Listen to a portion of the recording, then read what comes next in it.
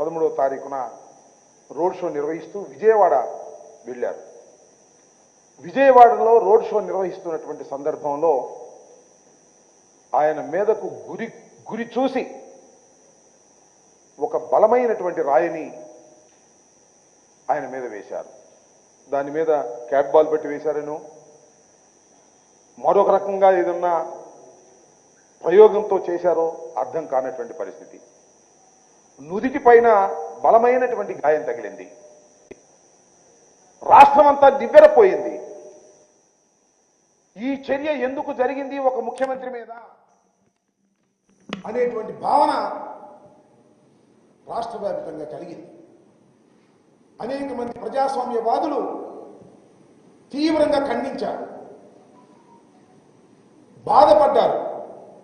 మేమైతే నిజంగా వైఎస్ఆర్ కాంగ్రెస్ పార్టీ అభిమానులు, జగన్మోహన్ రెడ్డి గారి అభిమానులు, 5 సంవత్సరాల పాటు జగన్మోహన్ రెడ్డి గారి ప్రేమాభిమానాలు పొందినటువంటి రాష్ట్ర ప్రజానీకం జగన్మోహన్ రెడ్డి గారికి కంటిపైనే తగిలింది, పొరపాటున కణితికి తగిలితే మా జగన్మోహన్ రెడ్డి ఏమైపోతాడు అని బాధపడ్డారు. కొందరైతే విలపించారని మనవి చేస్తున్నా. నేను మీ అందరికీ మనవి చేస్తున్నా, ఈ రాష్ట్రంలో ఎంతో కాలం ఆరోగ్యంగా బ్రతికి రాష్ట్రాన్ని ముందుకు తీసుకువెళ్ళవలసినటువంటి మా ప్రీతమ నాయకుడు డాక్టర్ వైఎస్ రాజశేఖర రెడ్డిని కోల్పోయాం.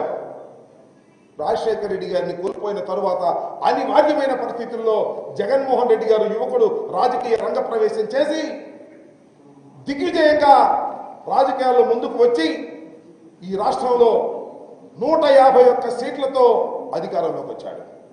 నేను మనవి చేస్తున్నా, జగన్మోహన్ రెడ్డి గారిని ఏమీ చేయలేక, జగన్మోహన్ రెడ్డి గారిని రాజకీయంగా ఎదుర్కోలేక జగన్మోహన్ రెడ్డి గారి మీద అఘాయిత్యం చెయ్యాలని కుట్ర జరుగుతుంది. ఇది నా రాజకీయ ఆరోపణ కాదు, పరిశీలిస్తే మీకే అర్థమవుతుంది అంటున్నారు. ఇవాళ చంద్రబాబు నాయుడు అంటున్నాడు, లోకేష్ అంటున్నాడు, పవన్ కళ్యాణ్ అంటున్నాడు, ఎన్నికలకు ముందు డ్రామాలు ఆడుతున్నాడు జగన్మోహన్ రెడ్డి గారు అని. పోయినసారి ఎన్నికలకు ముందు కోడికత్తి గాయం తగిలింది, డ్రామాలు ఆడాడు సింపతి కోసమని చెప్తున్నారు. ఇవాళ కూడా జగన్మోహన్ రెడ్డి గారే రాయి వేసుకున్నారని మాట పవన్ కళ్యాణ్ లాంటి వాళ్ళు చెప్తున్నారు. నేను మనవి చేస్తున్నా, మీ అందరూ చూస్తున్నారు జగన్మోహన్ రెడ్డి గారిని, రాజశేఖర రెడ్డి గారిని చూశారు.